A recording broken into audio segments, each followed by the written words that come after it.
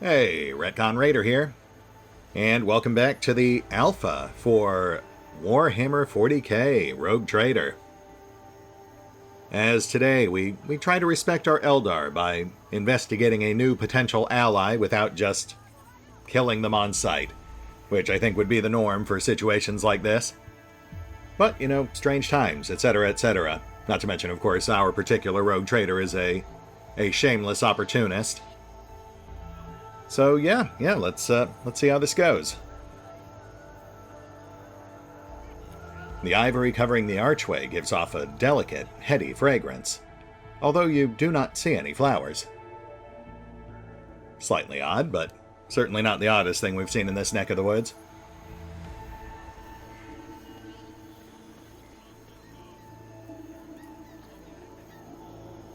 An otherworldly silence reigns under the arches of the gazebo.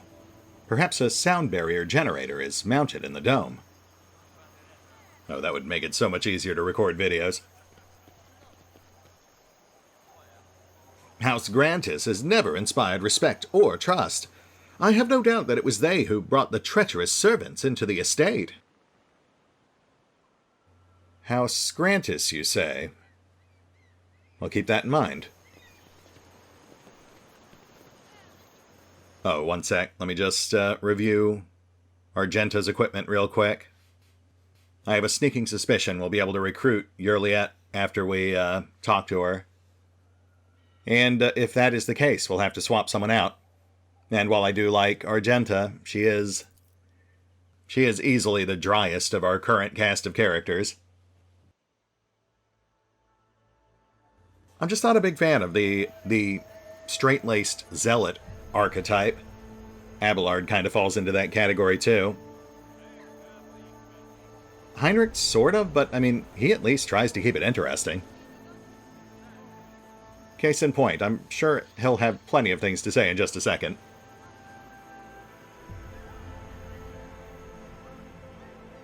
The bizarre creature before you only vaguely resembles a typical human. An elongated body, slender limbs, pointed features. Every aspect of its appearance is unnatural and alien. The creature turns its head to you and speaks in a melodic voice with the barest hint of a drawl. Yrliet Lenavis greets you, Elantech. Heinrichs tosses out some words in a strange language. There is a hint of musicality to it, but the interrogator's rendering is harsh and off-putting. After meeting the gaze of the unknown being, Heinrichs turns to you. I have regrettable news, Rogue Trader. The creature before us is not a mutant as the locals assumed, but a representative of the Eldari, one of the myriad enemies of humanity found in the Coronis Expanse. Not only should you not trust this creature, you should not even speak to it any longer than necessary. There is no need to mutilate my language, Monkey. I speak yours well enough to converse with Elantech without a translator. And since you have discerned my path, I will be direct in my speech. In truth, the blood in my veins and the matter of my soul are foreign to yours. I am of that kind that your fellows call Xenos. I came here to your kind to bring peace to the Lathan and aid the ruler against her enemies. Will you speak with me as with an equal? Or will we step under the shadow of Kaela Mencha Kane? I have no idea who or what that is, but,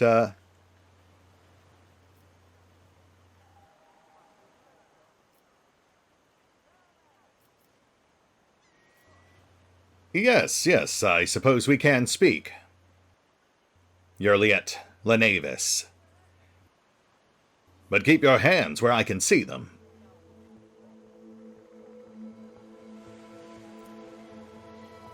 Heinrichs makes a sound of disapproval. Reckless. Yrliet inclines her head by an infinitesimal amount.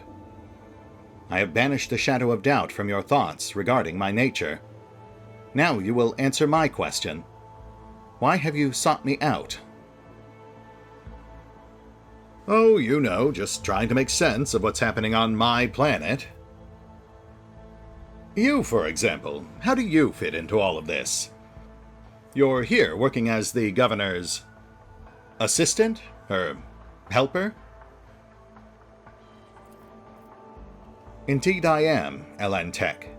My hand parried the death that threatened the ruler of these people, and I also aided you in the battle against the crazed ones.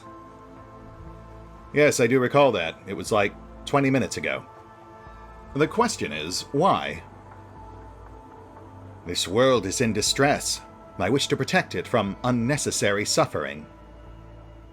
Of course, and what can you tell me about these crazed ones, these rebels? Only that they threaten the established order. If the ruler dies, people across this entire planet will know the horror of anarchy. Do I need any other reason to come to the aid of those in need? In this setting, I'm going to say probably. Tell me, do you know who is behind these uprisings? Someone's malicious will that sends simple plowmen and tillers on the path of violence. Thank you, very helpful. And how is it that one such as you came to be on my planet, Janus? The world you call Janus was once created by the will of my kin. I have far more right to be on the Lelathan than any of you. Ah, so some actual information. As suspected, those ruins are Eldari. I am beginning to suspect that your responses are deliberately vague. Are you here to help or not? But you are not asking for help, Elantek. You are merely asking questions, the answers to which are either unimportant or wreathed in shadow. Explore this place. Speak to those who know. Yrliet hesitates, and then adds more quietly. A simple task for you and an insurmountable challenge for me, since my very appearance provokes fear and suspicion. When you learn anything, tell me. Perhaps then my answers will be helpful to your search. I'm sorry, Elantek? Why do you keep calling me that? Because that is what you are. Elantek means stranger from the darkness amidst the stars. You descended on flame-winged machines in a dark time, when the air of the planet is soaked in blood and pain. Will you be the one to bring peace to the Lelathan? Yeah, that's me. Bringer of peace. I mean, I certainly help people rest in peace. I spoke to the local Magos. He mentioned that something's gone terribly wrong with this world. Spontaneous mutations, animal attacks. Perhaps you have something to say about all that? The Lelathan is expressing her wrath. Yrliet pauses. For generations, this world has resisted the brutality inflicted upon it by soulless machines and unmindful creatures. But what the Machine Man told you, that is something else. Something more frightening. The planet is fighting an evil that has taken root in its very cradle. Yeah, we have seen some pretty obvious signs of corruption. Alright, well, I mean, obviously we want to recruit her. She is a fascinating new character, and we've already earmarked Argenta for the bench. The thought does occur that you may be deliberately attempting to obfuscate my path. It would go a ways towards allaying my suspicion were we to work together, so that I could ensure you're not simply working against me the moment my back is turned. Yrliet is silent for several seconds, her gaze fixed on something beyond you. Slowly, drawing out her words, she replies. So be it. I will go with you. Rogue trader, with all due respect, are you sure this is the right decision? We know nothing about this Xenos or why she has wormed her way into the governor's confidence. As far as I can tell, she isn't especially keen to help us. And yet, for some obviously dark reason, she has decided to take part in our investigation. My judgments and choices are for me alone, Monkey. If uniting with your master will bring peace to the Lelathan, then it is the true path. Do not get in my way if you value your next breath. You have not yet spent enough time among humans if you think threats will dispose me more favorably toward you. The decision is yours, rogue trader. But let me be clear. I will terminate your pet Xenos at the first sign of her non-compliance. That is certainly fair. I am ready, Alantek. Lead us.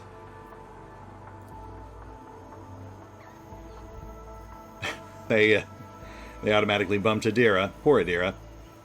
But no, we've already earmarked Argenta, so Argenta's off. And look at that, they've actually locked Yrliet on the team. Which certainly implies she plays a very prominent role in local events. So yeah, we definitely want her with us then. I wonder if you could actually legitimately turn her down. I don't think we got any prompts to outright kill her. I think we just had options to tell her to run away. So even if we didn't recruit her, she would still theoretically play a role in the current quest line.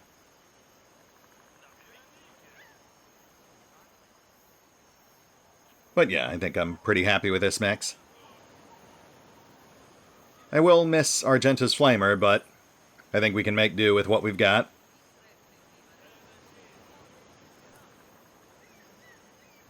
Alright, first things first, let's have a look at our new ally.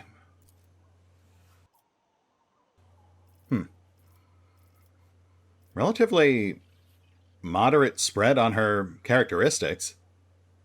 Agility is the highest, but I really would have expected higher for an Eldari. Though she is rocking an 85% dodge chance, so that's certainly nothing to sneeze at. No real standout skills either. So hard to really say what you'd want her to specialize in.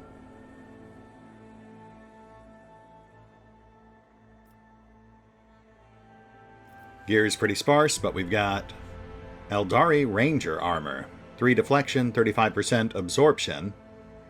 +1 deflection against ranged weapons. No dodge penalty. That's actually pretty good. There's a number of characters in our party who could actually make good use of that. And she's got an Eldari long rifle. Looks pretty standard.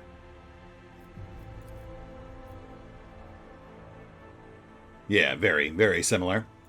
Slightly lower damage, higher pen, and a slightly better dodge negation, which is standard for laser weapons, so not bad. Though as we've seen, snipers do have a bit of a hard time actually dropping targets. They just don't dole out enough damage to one-shot most foes. But there are ways we can potentially amend that. We'll touch on that in just a second.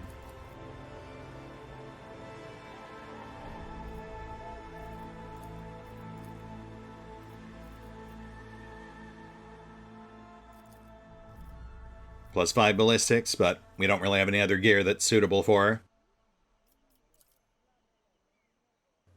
You know what we could do is try to split up our lore specializations. Right now we've got them all on Pascal, which isn't ideal for the purposes of gear distribution. But if we were to pass that sinister journal Adira's way, she would actually beat Pascal by 1 point in warp lore. And with a single skill up, in theory, I think Yrliet would actually be pretty comparable with Xenos lore. Of course, sacrificing Will on our already troubled psychic might be problematic, but it'll certainly keep things interesting.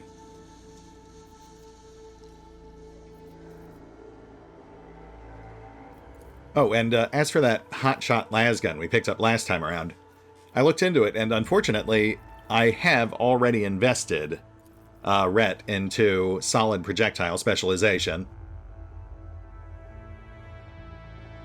It is a shame, because I imagine if we are going up against Eldari, that extra dodge negation would probably come in handy.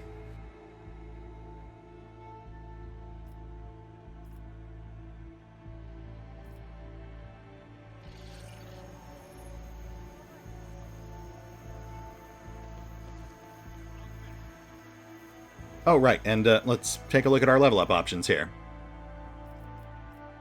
As suspected, she is indeed an adept, and they have not invested her in a Tier 2 career yet. Which means our options are Assassin or Strategist, and obviously we're going Assassin. We already have 2 Strategists on our current lineup.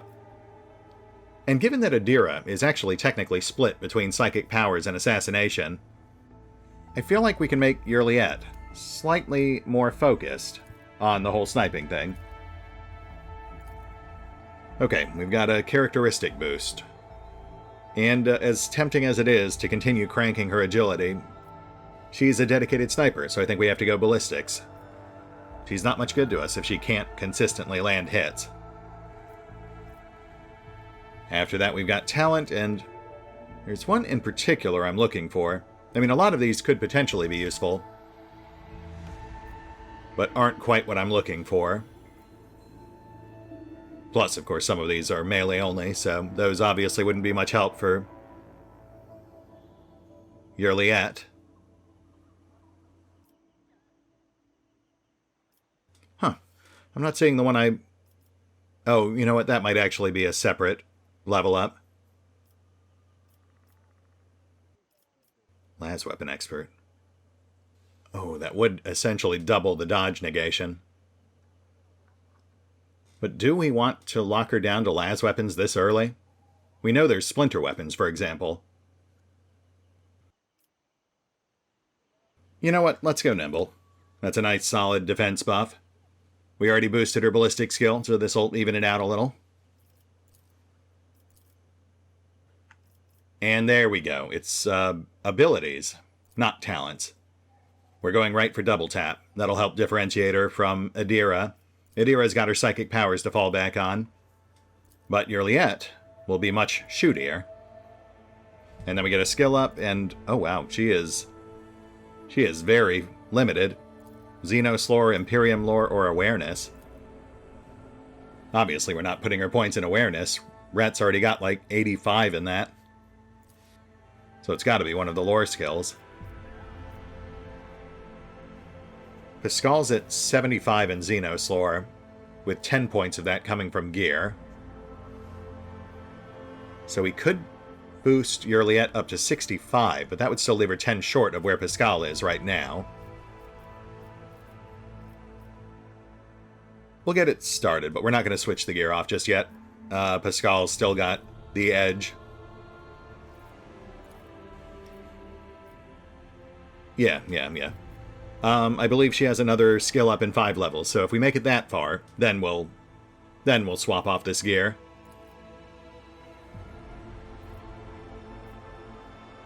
Ideally, I think we want Pascal focused on tech use, Medicae, and logic, with a side of Imperial lore.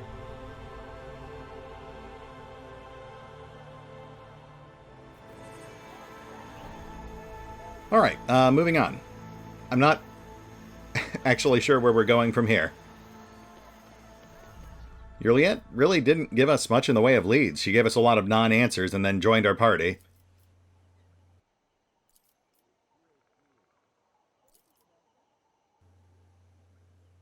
So I guess we'll...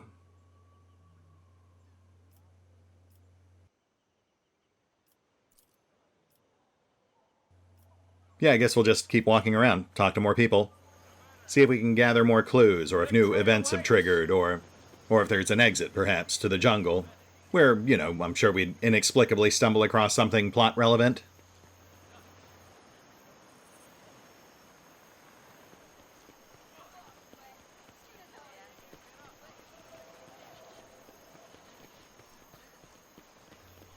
Let's hit the bottom right here. That's likely where our exit is hidden. It's about time.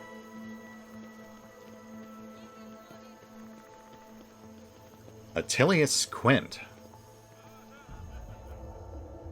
The stooped man wearing a cloak of the Adeptus Administratum is reviewing information on a data slate, while his quietly whirring mechanical arm fills a long scroll with writing. Upon noticing you, the man stretches his thin lips into a smile and deferentially bows. The light in the eyes of the servo skull hovering over his right shoulder gently pulsates. Your lordship, what an honor it is to address you in person. Allow me to introduce myself, Atilius Quint, Prefectus of the Officio Agricultae. I will preserve the record of our conversation forever. A record of our conversation? Good God, man. Why? Your lordship, I painstakingly record every conversation with high-ranking personages, and afterward I fill out all 7 accompanying forms personally. Atilius rolls up his completed scroll in a practiced gesture, stows it away, and pulls out a new one. Your words and judgments are in good hands. Well, that is a most peculiar pastime, but I suppose I see no harm? I thank you. Moments such as the appearance of a rogue trader must be preserved for posterity.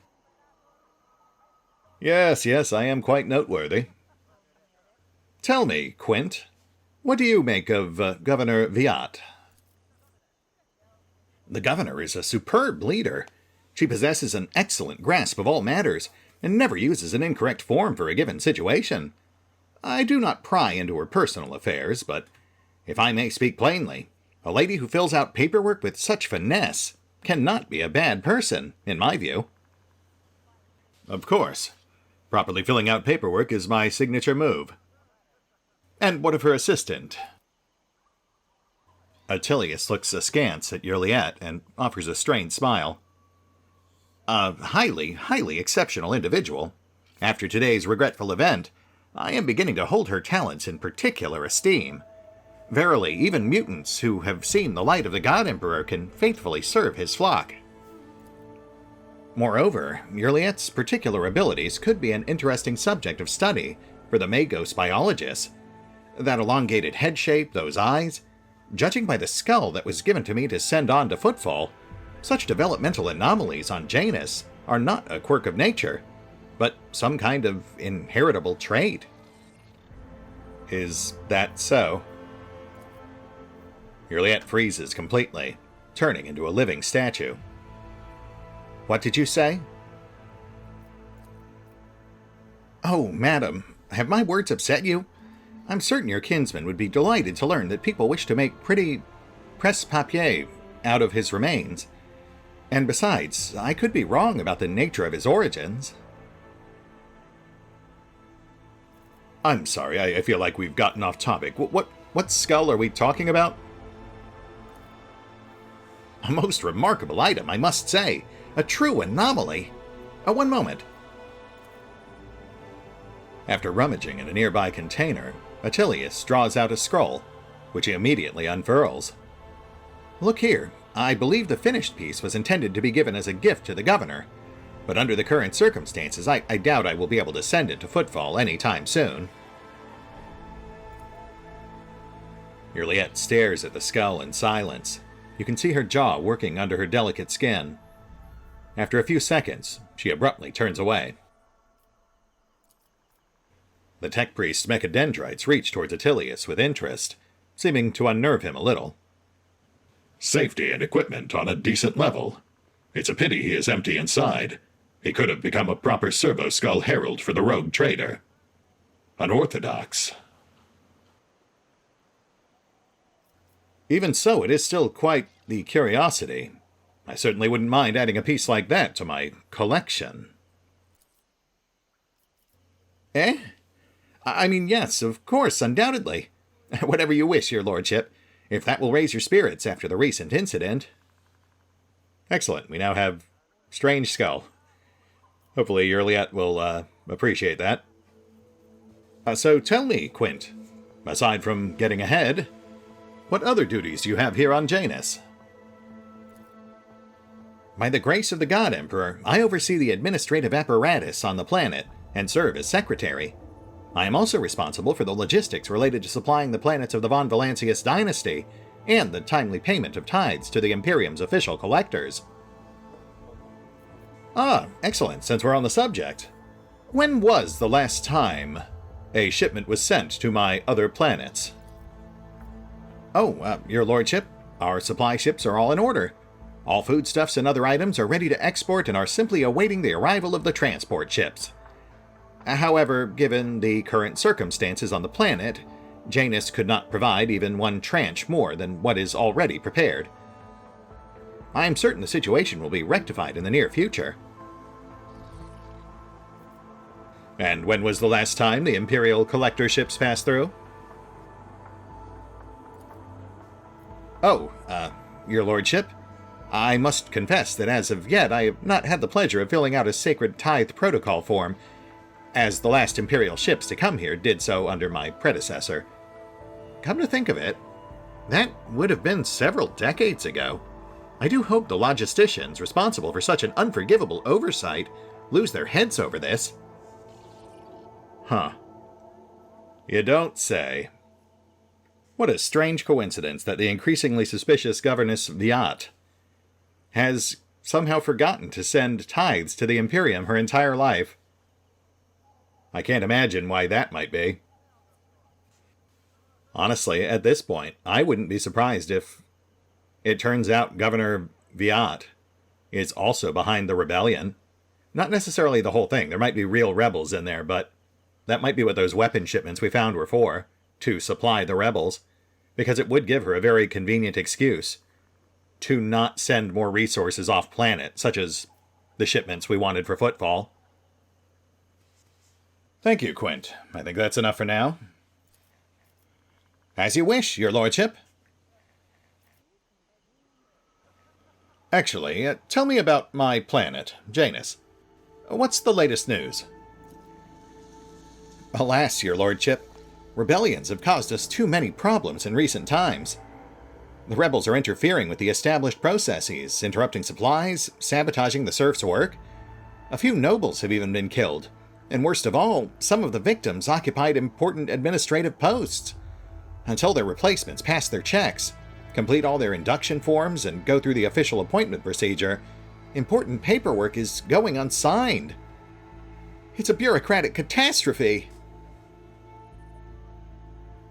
Yeah, that's rough, buddy. The absence of a required signature is, of course, the most horrifying thing about this situation. Indeed it is. Financial reports, logistics directives, waybills for food shipments. Without the signature of the most respected and now deceased head of House Zakaris, shipments to settlements in Aegis 24 have been stopped. The heirs are still dealing with the transfer of holdings, and incoming reports tell us that a quarter of the workings in the affected settlements have already died of starvation, while most of those remaining have left the perimeter and have not yet returned to their designated places. If things continue in this vein, I dare not even imagine what it could lead to. There are worlds that are ravaged by war for generations. Generations, your lordship. Like that deranged planet by the nameless star, so close to our own peaceful system. The inhabitants there supposedly live under the patronage of rogue trader Winterscale. I shudder to think what he has created there. I take it you have comprehensive records of all of these incidents? Of course, of course. I would be delighted to furnish you with all the information I have. In the last few months, 15 organized attacks and 7 terrorist attacks have been perpetrated. Irrigation equipment has been sabotaged in agrarian sectors 3 to 5, transport routes 27, 413, and also...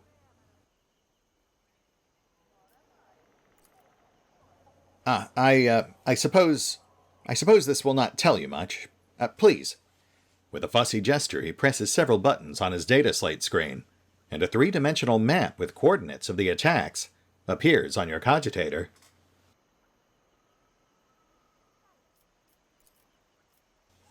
The data is superbly collated, and the map clearly displays the actions of the rebels.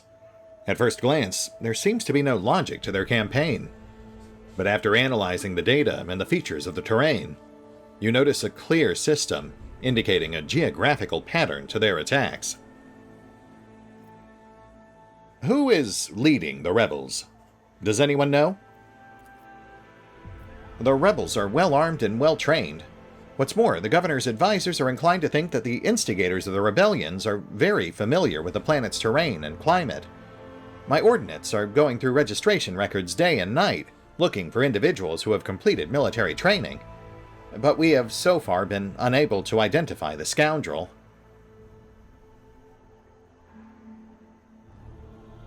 And precisely what efforts have been put forth to quell this rebellion? Our security services are tracking those who support the rebels, and our regular guards are wiping out these saboteurs without the slightest mercy. But they keep on appearing.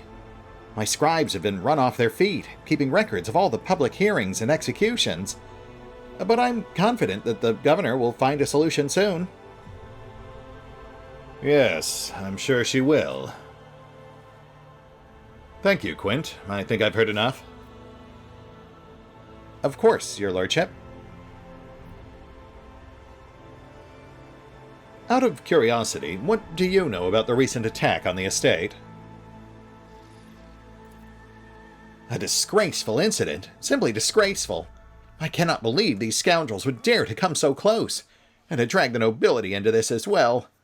If they penetrated the estate, that means they had help from some worthless servant or other. Security is currently questioning the survivors, but the culprit has not been found. Yet. Atilius Quint smiles unpleasantly. Yeah, I can only imagine. Whoever's behind this must be having a complete meltdown. I look forward to meeting you again, your lordship. Alright, let's get a gander at that skull he gave us.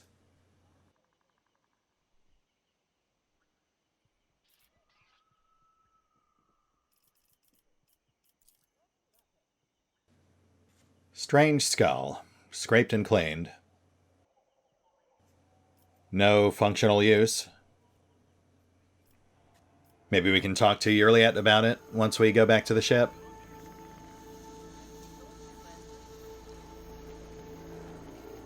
Follow my lead.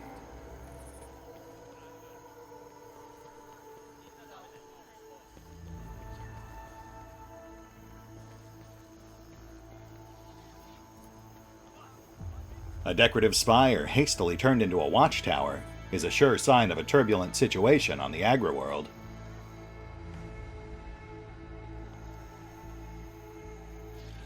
Oh, maybe we should check the walls they blew down earlier. Maybe that's our exit. And we still have this corner over here.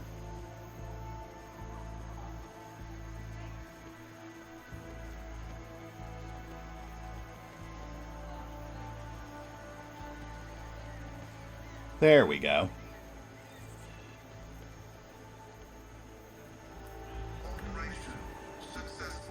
The chapel is built out of luxurious materials, but the holy place looks half abandoned. You cannot smell any burnt incense in the air. You see no seals of cleansing on the doors. And you hear no prayers. No human voices or Vox recordings. Yeah, and that is in keeping with what we've been finding so far. The local governess seems to have more or less completely cut ties with the actual empire, and only makes minimal efforts to meet her quotas as our supposed vassal.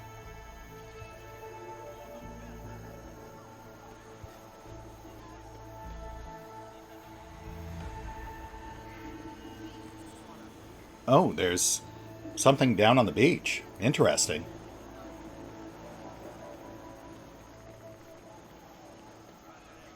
That is a nice little spot, if you overlook just how terrifying the ocean is.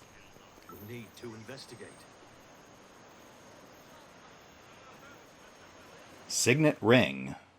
A signet on this golden ring shows the bearer's high status. +5 persuasion.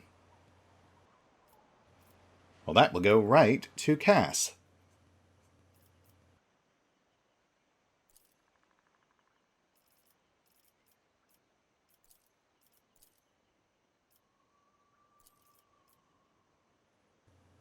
Bumps her up to 70. So persuasion and commerce, that's her thing.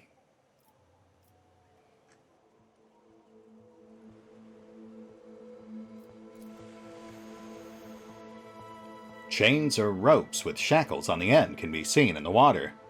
Something white is also visible through the glimmer. A fragment of bone, with marks made by sharp teeth. A small mote of evidence as to the fate of her former prisoners, I imagine. Okay, we've cleared the entire map at this point. Let's double back and have another chat with Viat. See if she reacts to any of these things we've found. If that doesn't provoke a reaction, then it has to be something down below. Maybe a new event or a new character shown up. Or there's an exit, possibly through those broken walls. I guess we should check all the doors while we're here, just in case we suddenly have access to a new room.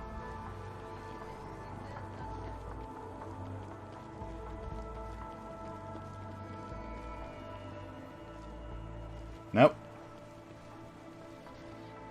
I wish to speak with the governess. My companions will accompany me.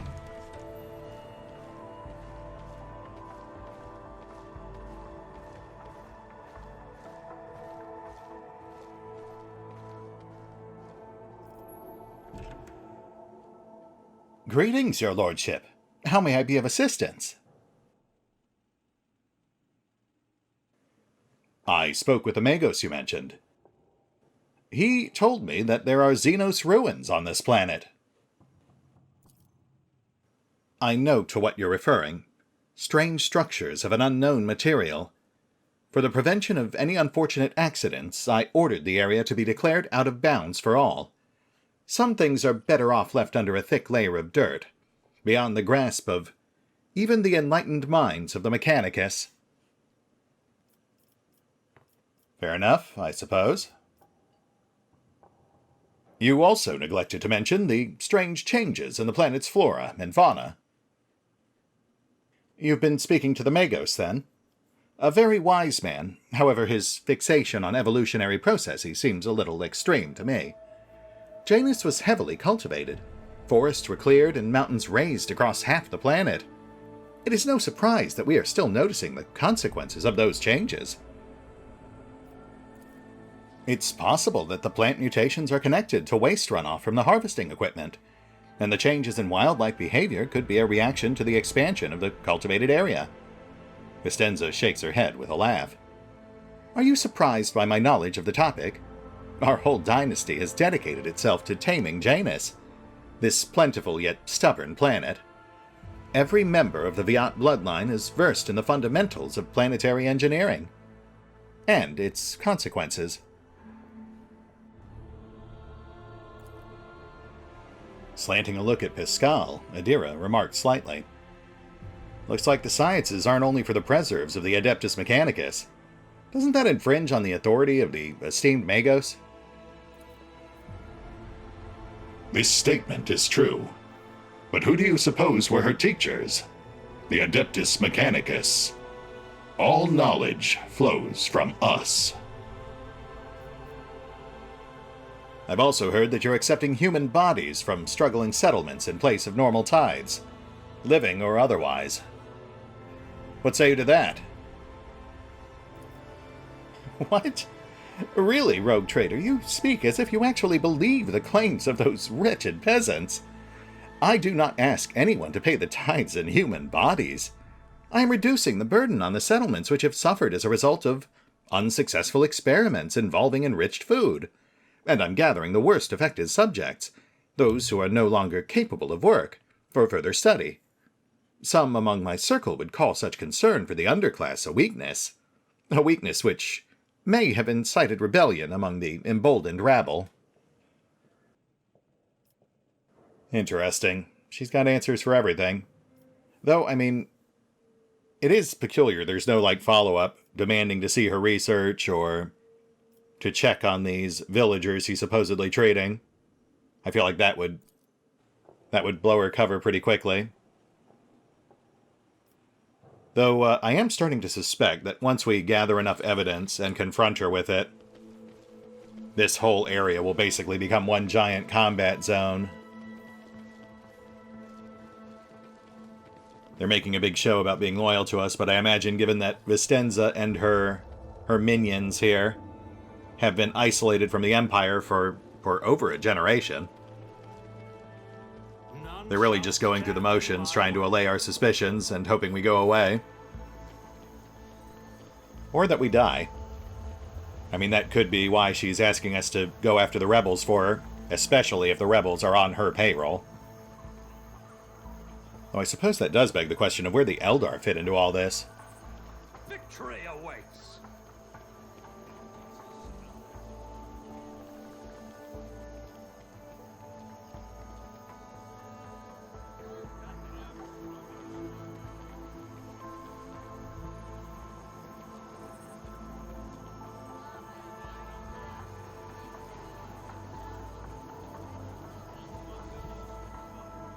Oh, here we go. A hulking man dressed in a uniform marking him out as an officer of the gubernatorial guard is closely monitoring his subordinates as they surround the building. Sensing your approach, he whips around, his face going pale, and he offers a low bow. Your lordship, please do not stray too close to the building. One of the terrorists from today's attacks has holed himself up in there. He could be dangerous. Fascinating. Please elaborate. Oh, ready to report, your lordship. We conducted a sweep of the area after the attack. All of the assassins were arrested or neutralized, except for one. The officer scowls darkly. He sealed himself in. He already injured 2 guards who tried to reach him. But there's no need to worry. We'll poison him and clear the last dregs of dirt from the estate. You're going to poison him? The officer nods. We're using insecticide from our stockpiles, your lordship. We don't have any military-grade poisons, but we don't need them. Not for this parasite. Do you have any idea who he is? The officer's brow furrows. To tell the truth, your lordship, I'm more concerned with clearing the area right now than with his identity. We're not expecting to get any valuable intel from him, unless we find something on his corpse after we've done our job. And what function does this building he's entrenched himself within normally serve? It's one of the utility buildings. Fortunately, it was empty at the time of the attack. There were no potential hostages or innocent people inside. If you ask me, I think this was the first place the killer came to when he was beating his retreat. We managed to round up all the others, but this one holed himself up in there. This is not an empty utility building, but an inactive backup crypt for storing refrigerant and freezing equipment. This is obvious. Your ignorance is depressing, servant. Sorry. Stand aside. I would have words with this rebel. Are you sure? It's not exactly safe, your lordship. The officer's eyes involuntarily sweep over you, sizing you up. You dare to question me? Out of my way! The officer seems to remember himself and offers another low bow. Forgive me, your lordship. Act as you see fit. At the officer's signal, the other guards take a deferential step back, clearing your path to the door. Faster, faster! The sooner we smoke out this louse, the sooner we can report that the clearance operation is complete. Is what I was saying, as you were approaching, and I am just now finishing. Okay, we don't have time for that today, but let's finish poking around out here real quick. Your lordship, pay no attention to the bodies. We're waiting for the estate to be cleared completely so we can be rid of this trash.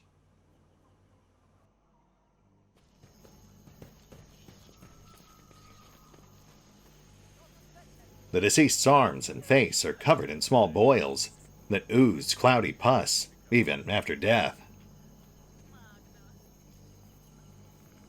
Dried berries, wrinkled fibrous berries covered in short fuzz. Which I'll bet we can ask the Magos about. He's an expert in both the local agriculture and genetics.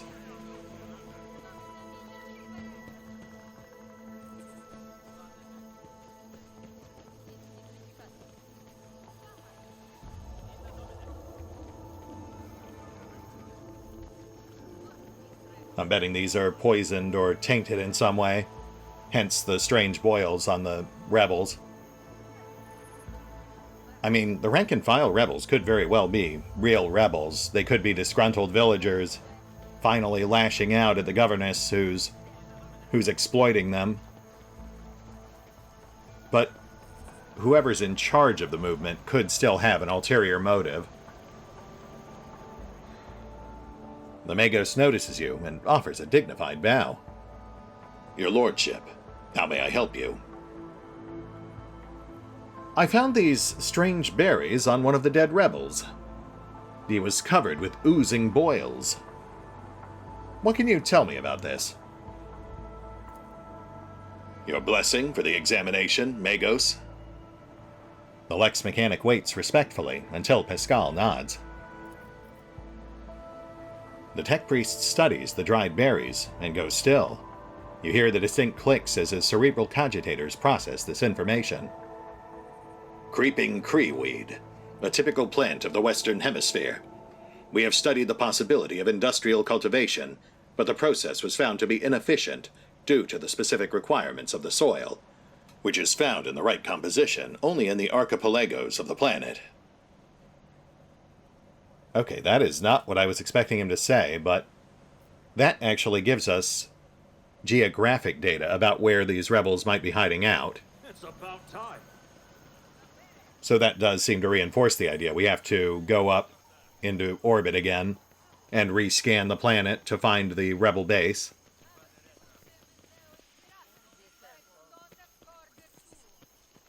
Quint, do you have anything for me? No, I guess not.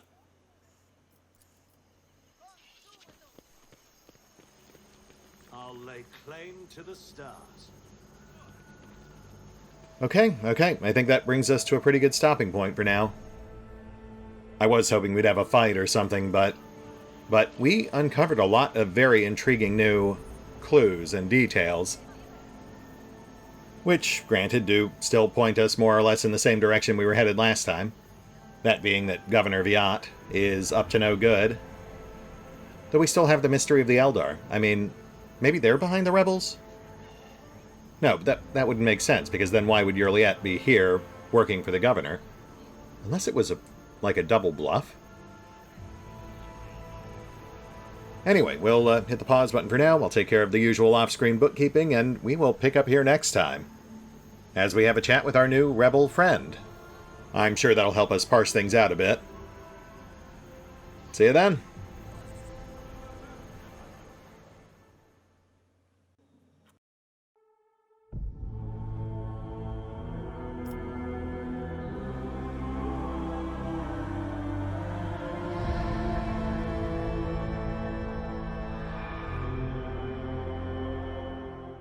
Oh, and special thanks to the Raiders, the fine folks who help make these videos possible, including but not limited to Dragon Matrix 7, Mathew Smith, Revenant, Alois, Drakiith, Theory-V23, EgonAlter, Emile, Exsellsior, Gottlieb, James Trimmier, Kazorm, Mark Giemza, Nathan Welch Jr., OverlordPherom, RandomPassrby, RobbyB, Thomas Piątkowski, Triphoppenskip, and Valinrook.